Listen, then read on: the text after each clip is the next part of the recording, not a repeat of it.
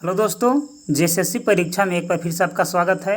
आज हम लोग the basic concept of English grammar में अगले टॉपिक को पढ़ने वाले हैं। दिस टॉपिक का नाम है कंजंक्शन। तो चलिए दोस्तों, फटाफट से कंजंक्शन को आरंभ करते हैं।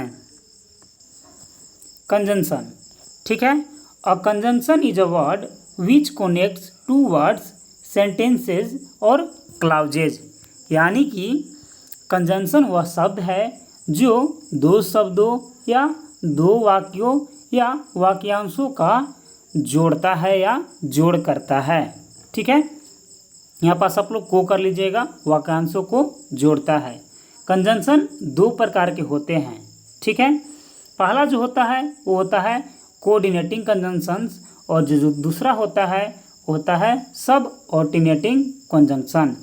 ठीक है, यानी कि कंजंक्शन वह शब्द होता है जो कि दो शब्दों को जोड़ता हो या दो वाक्यों को जोड़ता हो या वाक्य को वाक्य से जोड़ता हो, यानी कि वाक्यांशों को जोड़ता हो, उसे हम लोग कंजंक्शन कहते हैं। कंजंक्शन या कंजंक्शन दो प्रकार के होते हैं। पहला कोऑर्डिनेटिंग और दूसरा होता है सबऑर्डिनेटिंग। ठीक है, तो चलिए पहला को जान लेते हैं कि आखिर कोऑर्डिनेटिंग कंजंक्शंस होता क्या है। ठीक है, ये इक्वल रैंक यानी कि वैल्यू के सब्जेक्ट को जोड़ते हैं, जिससे कोऑर्डिनेट क्लाउज बनता है। ठीक है, कोऑर्डिनेटिंग कंजंक्शन के द्वारा जोड़ा गया क्लाउज को कोऑर्डिनेट क्लाउज कहा जाता है। जैसे Ravi or Ajay will help the students. ठीक है, यहाँ कंजंक्शन क्या था, तो और था, जो कि एक कोऑर्डिनेटिंग कंजंक्शन है।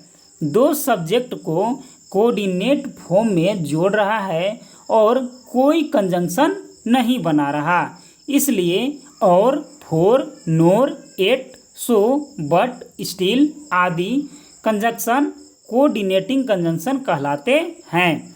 याद रखिएगा, or, for, nor, yet, so, but, still आदि ये कंजंक्शन जो है उन्हें कोऑर्डिनेटिंग कंजंक्शन कहते हैं। इन्हें हम सिंपल कंजंक्शन भी कहते हैं।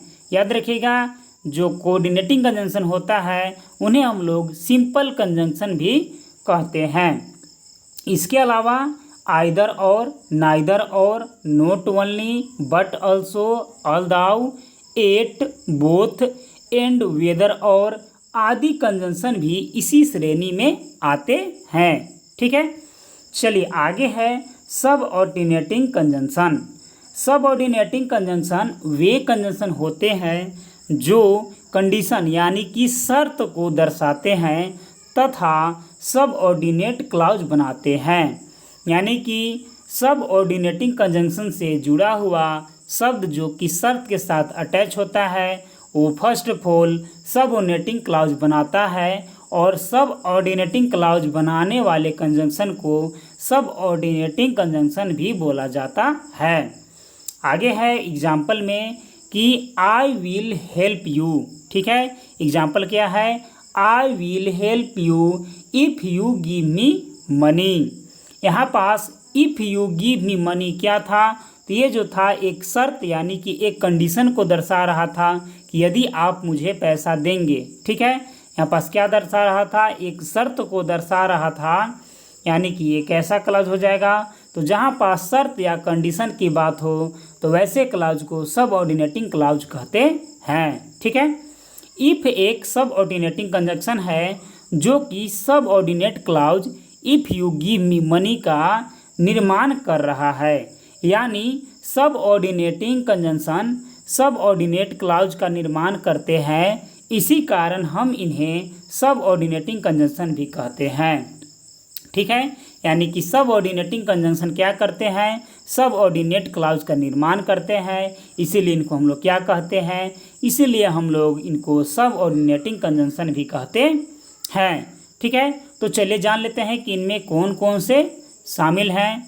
ठीक है, तो यहाँ पास क्या है कि coordinating conjunction can connect words, phrases and clause, यानी कि जो कोऑर्डिनेटिंग कंजंक्शन होते हैं वो हमेशा वर्ड्स को जोड़ते हैं, फ्रेजेज को कनेक्ट करते हैं और क्लाउज को कनेक्ट करते हैं। लेकिन सब ऑर्डिनेट कंजंक्शन क्या करते हैं कि क्लाउज को कनेक्ट करते हैं, इसीलिए उनको हम लोग क्या बोलते हैं, सबऑर्डिनेट कंजंक्शन कहते हैं। इम्पोर्टेंट रूल्स ऑफ कंजंक्शन क्या है, तो इम्पोर्टेंट रूल्स ऑफ कंजंक्शन की बात करेंगे तो जो फर्स्ट नंबर का रूल है वो है कि को रिलेटिव कंजंक्शन, जैसे either or, neither nor, not only, but also, both and, although yet, whether or, हमेशा जोड़े में आएंगे। ध्यान रहे कि इनका रिलेशन ब्रेक नहीं होना चाहिए। जैसे either Ravi Ajay is going to help you, तो बीच में क्या था, और था। ठीक है, तो यहाँ पास नोर का उपयोग नहीं करेंगे, यहाँ पास उपयोग करेंगे either Ravi or Ajay is going to help you, तो ये सही हो जाएगा। लेकिन नोर के उपयोग से गलत हो जाता। जैसे आगे बढ़ते हैं, ही is not only brave but also intelligent, यहाँ पास क्या है, सिंपल अल्सो लेते तो ये सेंटेंस गलत हो जाता, लेकिन यहाँ पास बट अल्सो का उपयोग एक साथ किए हैं। ये क्या है, को रिलेटिव कंजंक्शन है, इसीलिए सेंटेंस क्या हो जाएगा, सही हो जाएगा। Both Ajay as well as his brother are absent, यदि यहाँ पास करते हैं कि both Ajay and his brother are absent, ये गलत हो जाता। लेकिन हम लोग क्या किए हैं कि को रिलेटिव कंजंक्शन का उपयोग किए हैं, जैसे both Ajay as well as his brother are absent, ये सेंटेंस क्या हो गया, करेक्ट हो गया। आगे है, although he is poor yet या बट ही इज ऑनेस्ट, तो हम लोग इस सेंटेंस में एट का उपयोग करके सेंटेंस को करेक्ट बनाए हैं, लेकिन यदि बट लेते हैं तो ये गलत हो जाता। उसी प्रकार weather to stay or go it is yet to be decided, यहाँ पास क्या किए हैं कि एट टू का उपयोग किए हैं, इसीलिए क्या है, सेंटेंस सही है।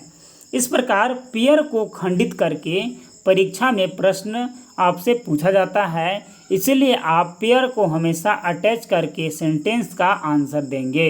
दूसरा रूल इसका क्या है, दूसरा रूल इसका यही है कि को और रिलेटिव कंजंक्शन, जैसे either or, neither NOR, not only, but also के साथ वर्ब सेकेंड सब्जेक्ट यानी नियरेस्ट सब्जेक्ट के अनुसार वर्ब लगाना चाहिए। जैसे आइदर और his present in the room, ठीक है, या neither the NOR the at fault.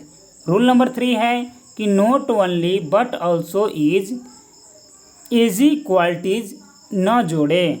ठीक है, यहाँ पास इसमें क्या है कि इसमें ऐसी क्वालिटीज को नहीं जोड़ना है। ठीक है, he is not only brave but also foolish, तो निगेटिव जहाँ बात करेगा वहाँ पास इसको नहीं जोड़ना है। लेकिन ही is not only brave but also intelligent यानी पॉजिटिव वे में बात करेगा तो वहाँ पास इसका इस्तेमाल बट ऑल्सो का इस्तेमाल कर सकते हैं, और निगेटिव सेंस से बात करेगा तो बट ऑल्सो का इस्तेमाल करना सेंटेंस को गलत प्रूव कर देगा। आगे है कि नॉट ओनली या बट ऑल्सो एक कोऑर्डिनेटिव कंजंक्शन है जो कि इक्वल रैंक की चीज़ों को जोड़ेगा।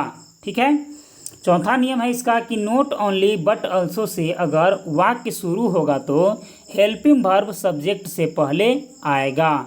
जैसे not only does he play but also sings, तो हेल्पिंग वर्ब सब्जेक्ट से यहाँ क्या आया, पहले आया, इसीलिए सेंटेंस सही है।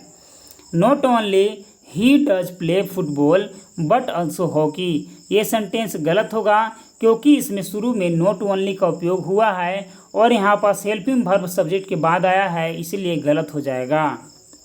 Not only does he play football but also hockey, helping verb कहाँ है, सब्जेक्ट से पहले है, नॉट ओनली का यूज हुआ था, इसीलिए सेंटेंस सही है। पांचवा नियम है कि as well as, with, together with, या अलोंग विथ, या एंड नोट, या besides, in addition to, except, managed by, या अकोम्पेंड बाय, या अरेंज्ड बाय आदि शब्द वाक्यों में आने पर फर्स्ट सब्जेक्ट यानी प्रथम सब्जेक्ट के हिसाब से वर्ब लगाना चाहिए। जैसे the officer as well as the clerk is absent in the bank, तो तो ऑफिसर क्या था, पहला सब्जेक्ट था, इसीलिए इसके अनुसार से क्या किए हम लोग, वर्ब का इस्तेमाल किए। और यहाँ पास क्या किए कि ऑफिसर्स क्या है, तो सिंगुलर है, इसीलिए इसके साथ हम लोग ऑफिसर के साथ इज का इस्तेमाल कर दिए। ठीक है, यहाँ पास आर का उपयोग करना गलत हो जाएगा, क्योंकि हमेशा जो है प्रथम सब्जेक्ट के हिसाब से वर्ब का इस्तेमाल करना है। ठीक है, चलिए आगे है यहाँ से कि द टीचर। ठीक है, तो द टीचर्स यहाँ पास हो गया है, यानी कि यहाँ पास क्या है, ये प्लूरल हो गया है, इसीलिए इसमें हम लोग क्या करेंगे कि उपयोग सब्जेक्ट के अनुसार करेंगे।